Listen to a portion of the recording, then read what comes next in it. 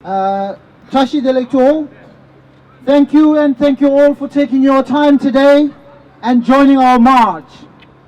This march is organized by Free Tibet, Tibet Society and Tibetan community in Britain.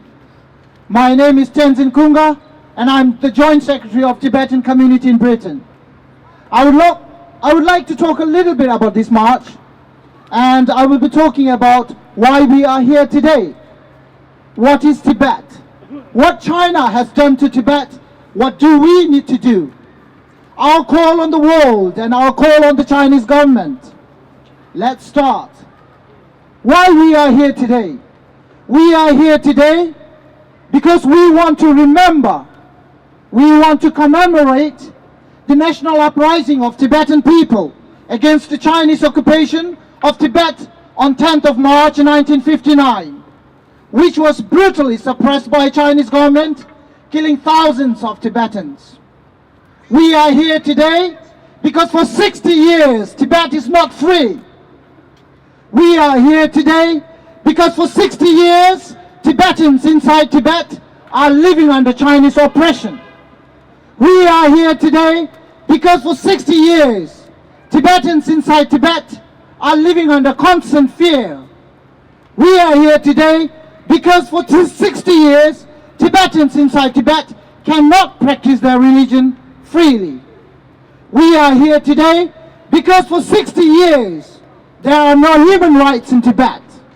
We are here today because for 60 years, China is committing population, cultural, and environmental genocide in Tibet.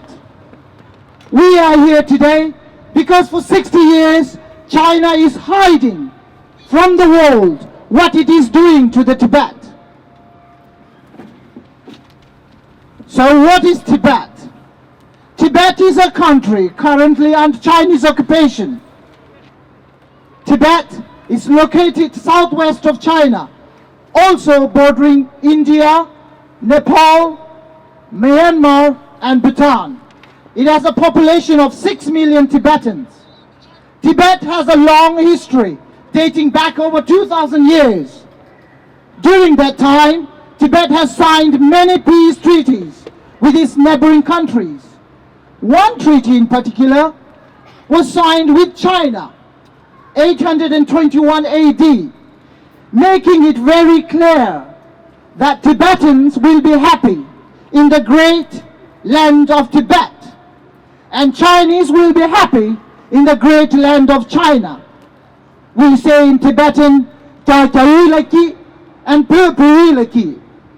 Also, His Holiness the 13th Dalai Lama issued a proclamation in 1913, reaffirming Tibet's independence.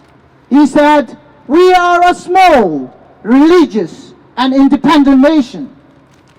The country had its own national flag, currency, stamps, passports, and army, and maintained diplomatic relations with neighboring countries. And this is a big but what China has done to Tibet? China invaded Tibet in September of 1949.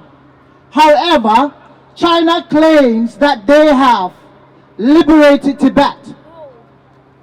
How dare China can claim that they have liberated Tibet? How dare China can claim that they have liberated Tibet when they cannot even give liberty to their own Chinese citizens to surf the internet freely?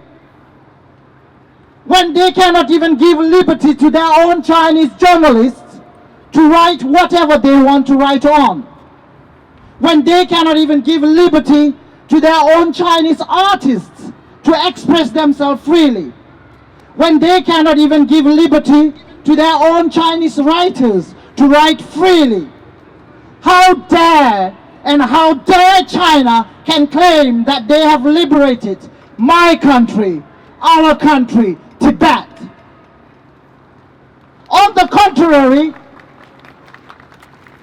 contrary, China has killed 1.2 million of my fellow Tibetans. China destroyed 98% around 6,000 plus monasteries and nunneries. 99% of monks and nuns were disrobed and sent to prisons and labor camps. 80% of Tibet's forests have been destroyed. And now they are dumping nuclear waste in Tibet.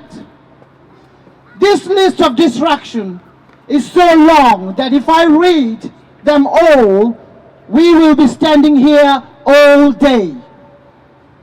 So what do we need to do?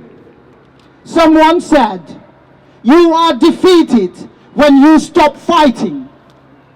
Someone said, you are defeated when you stop fighting. We are fighting. We are fighting for 60 years. We are fighting for 60 years. Many of us are third generation Tibetans. Our children, the fourth generation. We have never seen Tibet. We don't know how it looks like. But we have kept the fire burning. And we will keep the fire burning inside us. Be it for another 60 years or 100 years, we will keep the flame alive. We will keep the hope alive. We will keep fighting. We are not defeated.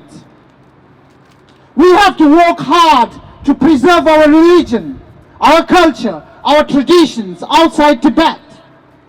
When China is trying to destroy and adulterate our religion, our culture and our tradition back in Tibet. So our call on the world, first of all, thank you all our supporters around the world, be it individual and organization or nations. We thank you for your support during the past 60 years. The Tibet's cause is a just cause. We appreciate and urge your continued support. China is already bullying people and countries around the world with its economic power. And therefore, it is especially more important now to stand against China's injustice and its abuse in Tibet. United States have recently passed Reciprocal Access Act into law on 19th of December 2018, paving the way to impose a visa ban on the Chinese officials who deny American citizens, American government officials, and American journalists access to Tibet. We urge other countries to pass similar laws to strip China bare and show to the world what exactly it is doing to the Tibet. We also have many statements of support. If I can read a few here, this one is from Ms. Karen Lee, Member of Parliament, and it says, the courage of peaceful protesters across Tibetan territory is admirable, especially at a time when Tibet is being squeezed and oppressive measures are tightened. The current struggle is in aid of advancing freedom and human rights. But in the 21st century, these should already be afforded to Tibetans. I've got another one from here, Ms. Teresa Pierce, Member of Parliament. And she said, I deplore the deteriorating situation of human rights in Tibet. I call on the Chinese leaders to respect the rights of Tibetan people for their freedom of speech and religious beliefs.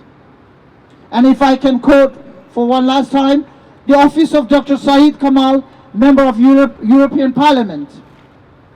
Dr. Saeed Kamal takes the situation in Tibet very seriously. He does support the resumption of a constructive and peaceful dialogue between the Chinese authorities and representatives of the Tibetan people. And what our call is on the Chinese government. The Tibetans have resisted Chinese occupation of Tibet for the past 60 years inside and outside Tibet. Large-scale protests of 1980s and 2008 inside Tibet, and 155 plus self-immolations since February 2009 is proof that Tibet issue is a long way from resolved. We urge the Chinese government to come back to the table and continue the Sino-Tibetan dialogue and respond positively to the realistic and practical approach of the Central Tibetan administration, the middle way approach, and resolve the Tibet issue for the benefit of Tibetan people, for the benefit of China, and for the benefit of the world as a whole.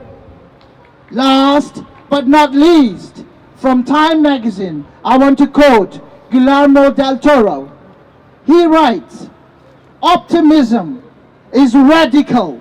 He writes, optimism is radical. It is the hard choice, and it is the brave choice, and it is the most needed now in the face of despair. We are optimistic that Tibet will be free.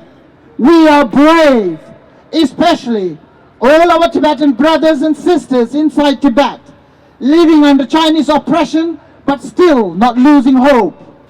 To all Tibetans inside Tibet, we declare from Free World that we are with you, that Tibet will be free.